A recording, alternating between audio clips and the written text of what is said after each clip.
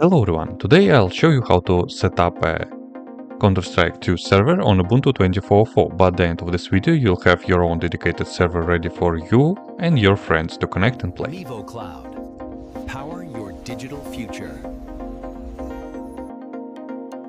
Looking for a great hosting solution? Check our website for prices.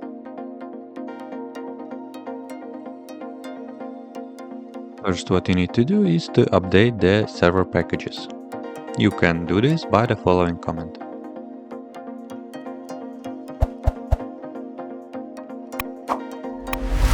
First, let's prepare the system. Use the following command to enable 32-bit architecture support and update your package list right away.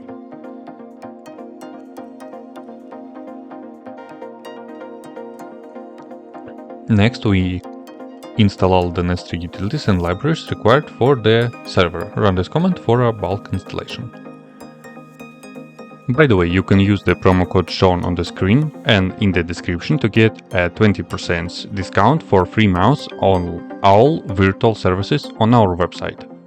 Now let's create a dedicated user specifically for CS2 and switch it to using these commands. Next, create a new directory, navigate into it and download the official SteamCMD archive using this command. After that, extract the downloaded archive and run the SteamCMD script with these parameters. The script will log in Steam anonymously, which is required for download and start fetching the CS2 server files. There is no need to overcomplicate the rest of the parameters.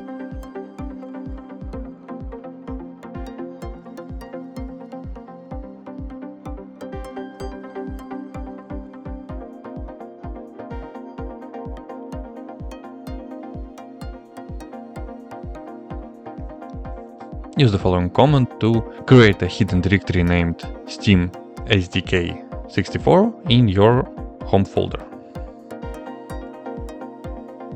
The next command, create a symbolic link or Symlink.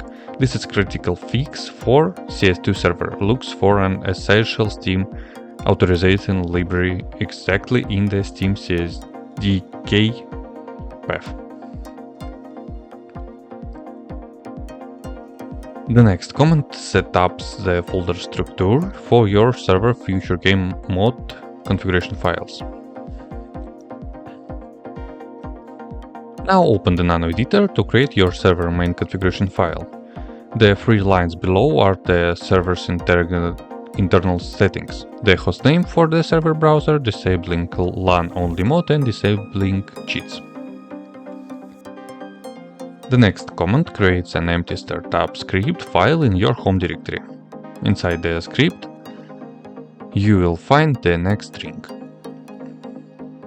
These lines tell the Linux operating system to look for temporary internal libraries like libv8 for JavaScript inside specific game folders rather than the system directory.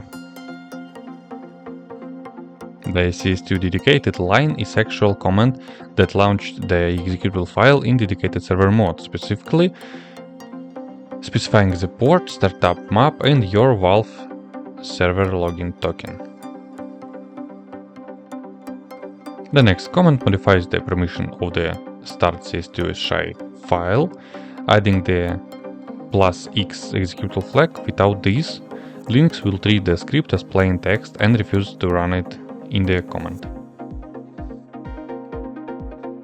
The next command launch your startup script inside an isolated virtual screen session.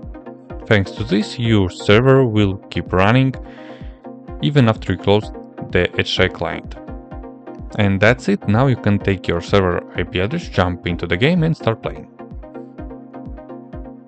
That's it for the installation. If you found this helpful, please hit the like button so more people can find this guide.